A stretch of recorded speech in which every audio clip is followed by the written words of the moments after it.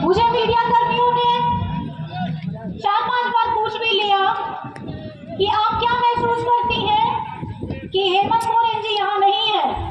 मेरा जवाब सिर्फ इतना था, दो तरीके की भावनाएं मेरे अंदर चल रही है।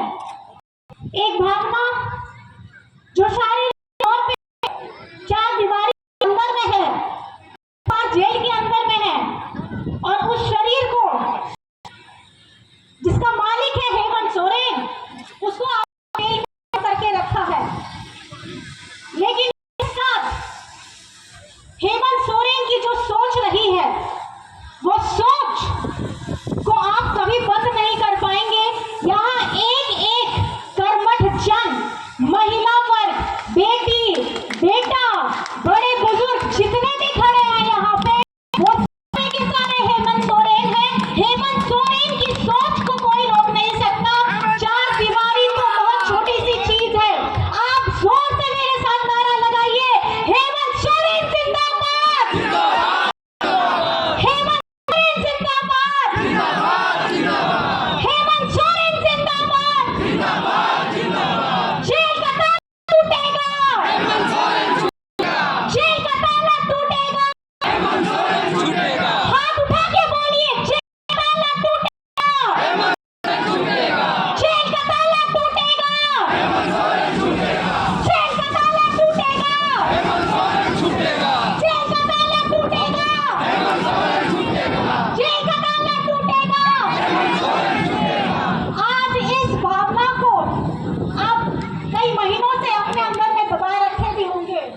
बहुत चीजें हैं कहने के लिए, लेकिन मेरा यही है आप लोगों से आग्रह, इस भावना को, इस जोश को अपने अंदर जरूर दबा के रखिएगा। आज ये झारखंड में माता हमारे यहाँ बीच में बैठे हुए हैं, हमारे माननीय, पूजनीय, आदरणीय भीष्म गुरु शिबू सोरेन जी, जो मैं बहुत भाग्यशाली हूँ कि इनकी आज मैं पुत्रवधू हूँ, और इनके जो विचार है आज उसका पूरा प्रतिबिंब दिखता है हेमंत सोरेन जी के अंदर में। और वो प्रतिबिंब को आज मैं 3 मार्च था, 3 मार्च के बाद से जो मेरे जीवन में परिवर्तन आया है, आज उस परिवर्तन के सहारे मैं यहाँ पे आप लोगों के सामने में खड़ी हूँ। बाबा का आशीर्वाद पा करके, हेमंत जी का आशीर्वाद पा करके, इन्होंने मुझे इस लायक की सोचा कि गांडे से उपचुनाव के लिए मेरा नाम आगे बढ़ाया गया। और मैं आप सभी से ये प्रार्थना करना चाहूंगी कि गांडे झारखंड मुक्ति मोर्चा का ताज है। गांडे के साथ साथ गिरिडीह हमारे माननीय भीष्म गुरु जी का कर्म भूमि रहा है। इतने आंदोलनकारी यहाँ पे लोग रहे हैं जिन्होंने अपने झारखंड के लिए पूरा जीवन डाल दिया। जीवन के साथ पूरा परिवार बिखर जाता है। आज आपको मैं कल्पना सोरेन नजर आ रही हूँ, पीछे में मेरी बूढ़ी सास भी है, बच्चे हैं छोटे मेरे। उसके बावजूद भी जो जिम्मेदारी हेमंत जी के द्वारा, माननीय गुरु जी के द्वारा, माननीय पार्टी के द्वारा मुझे दी गई है, मैं इस संकल्प को आगे बढ़ाते हुए यही कहूंगी कि आप मुझे मौका दीजिए। मेरी प्राथमिकता, मैंने यहाँ पे कुछ दिन घूमा था, बेकाबाद, गांडे, गिरिडीह, मैंने यही देखा किस तरीके से यहाँ पे टान जमीन है, कैसे यहाँ पे नदियां भी हैं, और उसके साथ साथ रास्ते में जाते समय हमारी मेहनतकश महिलाएं हैं, बैठी हुई भी है। मैं इतनी धूप में भी ककड़ी बेच रही हैं, खीरा बेच रही हैं, सब्जी बेच रही हैं। उस मेहनतकश महिला पुरुष को मेरी तरफ से सादर प्रणाम है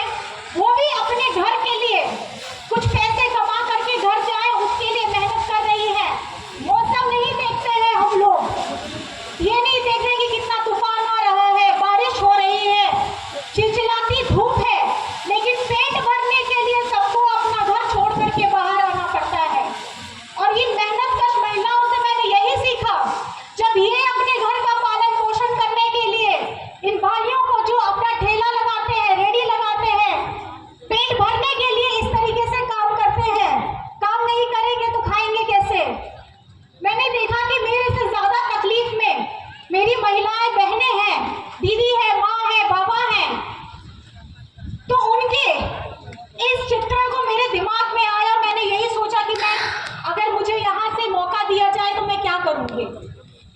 तो मुझे सबसे पहले दिमाग में आया कि पहले, क्योंकि ये बहुत सूखा मुझे महसूस हुआ प्रदेश, यहाँ पे पीने का, सिंचाई का, पानी की व्यवस्था की बहुत कमी है, और मेरा सबसे पहला लक्ष्य यही होगा कि पीने और सिंचाई पानी की व्यवस्था सुनिश्चित की जाए।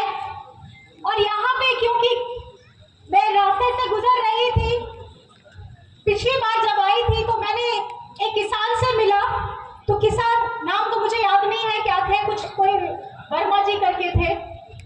उन्होंने मुझसे सिर्फ इतना आग्रह किया कि आप अगर मेरी दरख्वास्त आप सुन लेते कि देखिए, दो चीजें महत्वपूर्ण है। पहला तो एक है, क्योंकि हम किसान हैं, तो हमारे लिए सिंचाई की थोड़ी व्यवस्था सुनिश्चित कर दी जाए। और दूसरी है कि जब धान कटनी होती है तो उसके बाद पशु को खुला छोड़ दिया जाता है, लेकिन साथ ही साथ हम दूसरे फसल भी लगाते हैं, तो उससे हमारे फसलों को नुकसान हो जाता है। इस पे थोड़ा सोचा जाए।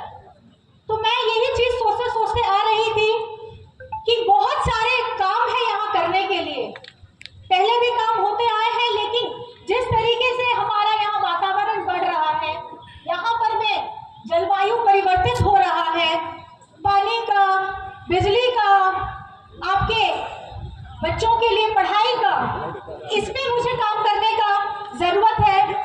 और मैं महिला स्वरूप, ये मेरे मन में विचार आया कि जब अगर मुझे ये मौका मिलेगा तो मैं महिलाओं के लिए, खास करके बच्चियों के लिए, एक महिला डिग्री कॉलेज जरूर खुलवाना चाहूंगी। ये मेरे मन से इच्छा जागी है। और साथ ही साथ हमारी स्वयं सहायक दीदियां हैं, जो उनके जो भी रोजगार है उसको सुनिश्चित करने का मैं जरूर चाहूंगी, क्योंकि एक महिला ही समझ सकती है कि घर की दहलीज पार करना दिखता बहुत आसान है, लेकिन इसके पीछे कठिन परिश्रम भी होता है। तो उस कठिन परिश्रम में मेरी खास करके दीदी बहनों के लिए दरख्वास्त है कि आपके लिए हम कल्पना यहाँ खड़े हैं। अब आपकी कल्पना को वास्तविकता में कैसे बदलना है, ये आपको सुनिश्चित करना होगा। और 20 तारीख का मतदान है।